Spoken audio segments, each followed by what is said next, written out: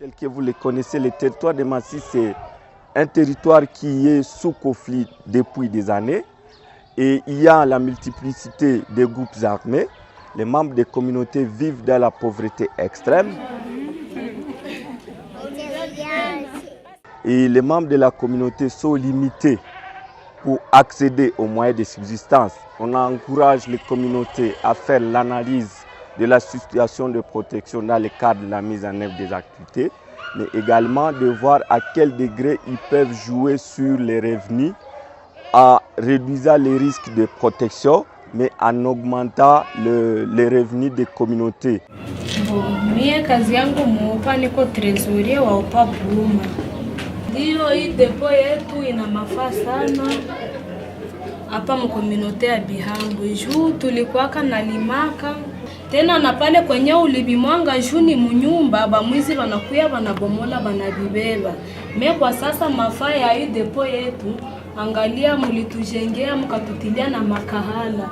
Virai tunavitia vinaota mzuri sana, hakuna na kimoya kikinaoza, njo mafaa mimi naona ya hii depo yetu.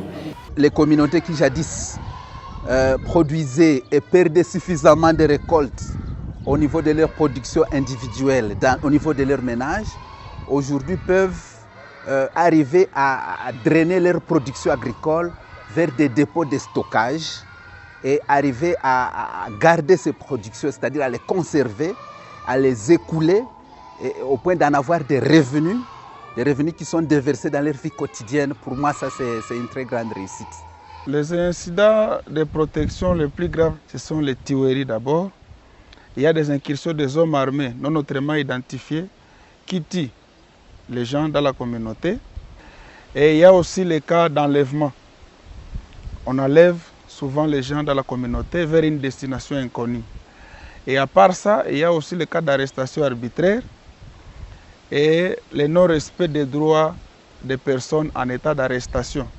Il y a aussi le cas de viol. Bon, vitu vilishanje par rapport ya mbele. Sao mbele maanani matortile zilikuwa za mingi, arrestation zilikuwa za mingi. Mbele mie sagisi mwanamke kwanza nilikuwa sijue haki zangu.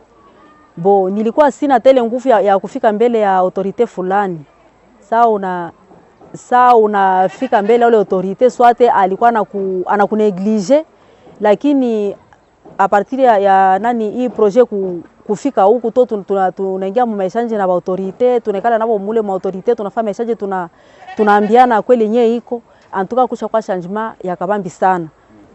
Tuna reunira ke ba membre, tunakuwa na siku kwa juma.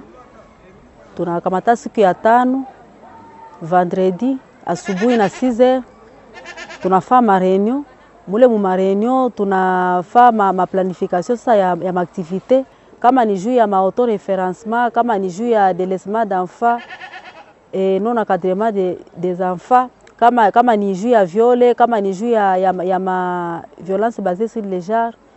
Tunakamata mule kisha tunapatana siku tutakutana na ile dimanche, kisha tunaingia ma sensibilisation na wakati tutafanya plaidoyer, tunaenda préparer, tunakontakte kwanza ile service basi, kisha tunakiasa pale kusudi tuone sakisi tutenda fazile ma plaidoyer.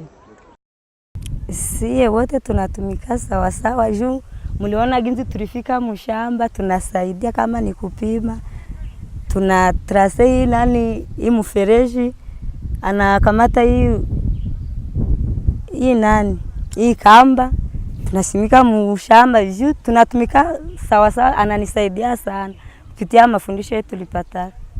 De temps en temps, j'ai laissé la femme travailler seule dans les champs, mais après les formations, il y a eu les changements.